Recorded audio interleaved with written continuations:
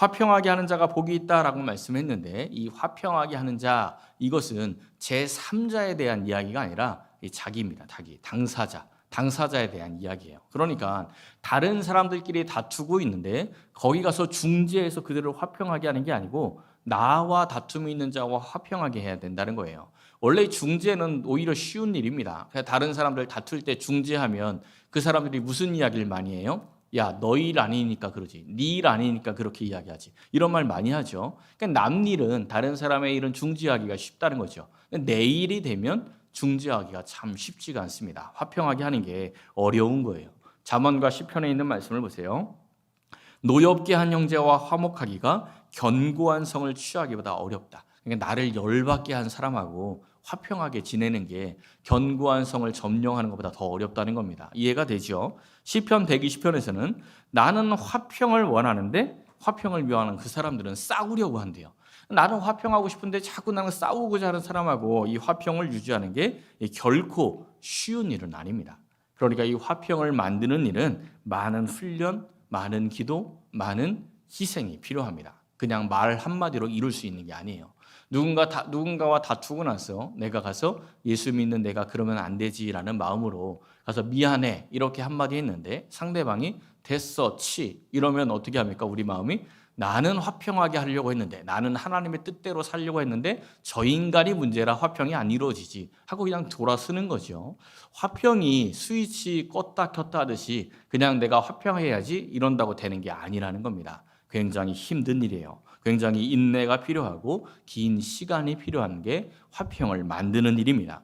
성 프란시스코의 평화의 기도 아주 유명한 시가 있죠. 한번 보십시오. 주여 나를 당신의 평화의 도구로 써 주소서 이렇게 시작을 하는데 이 시를 그냥 남에게로 적용을 하면 안 됩니다. 나에게 적용을 해야 돼요. 잘 보세요. 미움이 있는 곳에 사랑을 이거를 그냥 평화의 도구로 쓴다고 여기저기서 막 서로 미워하고 있는데 내가 가서 사랑을 전해야지 이게 아니고 내가 미워하고 있는 사람에게 사랑을 주라는 겁니다. 그래야 평화의 도구가 되는 거예요. 다툼이 있는 곳에 가서 야 서로 용서해 이렇게 말하는 게 아니고 나랑 다투고 있는 사람을 용서하라는 겁니다. 그래야 평화의 도구가 되는 거죠. 나랑 분열이 있는 사람에게 내가 일치를 해야 되는 겁니다.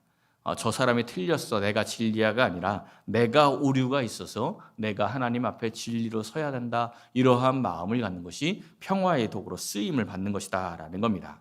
이렇게 내 안에 나에게 적용을 해야 내가 평화의 도구로 쓰임 받는다는 것을 알아야 합니다. 화평하기 위해서 꼭 필요한 게 희생입니다. 참는 거예요. 인내가 필요합니다. 아이들끼리 싸울 때 한번 보세요. 특히 형제들 싸울 때 보면 어떻게 합니까? 둘이 이렇게 가까이 있다가 어떻게 툭 쳤어요.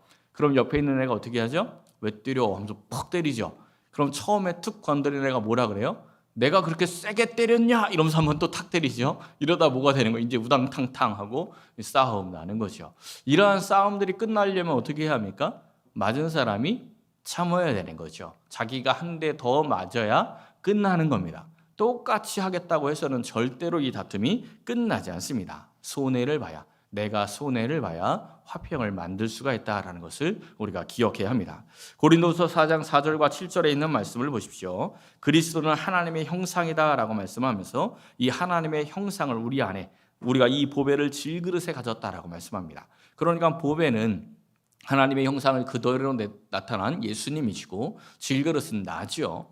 그럼 이 질그릇인 내 안에 있는 그 예수님 하나님의 형상이 드러나려면 어떻게 해야 합니까?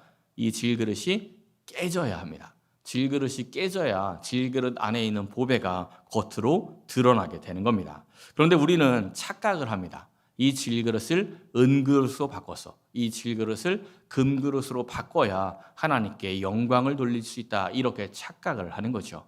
하나님께 영광을 돌리는 것은 질그릇인 내가 깨져서 내 안에 있는 그 진짜 보배가 드러나야 하나님께 영광을 돌리는 거지. 내가 이 세상에서 성공하고 내가 이 세상에서 부자가 되어서 이 질그릇과 같은 내가 은그릇이 되고 금그릇이 되어야 하나님의 영광이 드러난다라는 것은 사실은 자기 욕심이고 자기 기만입니다. 질그릇인 내가 깨져야 하나님의 형상이 드러나는 겁니다.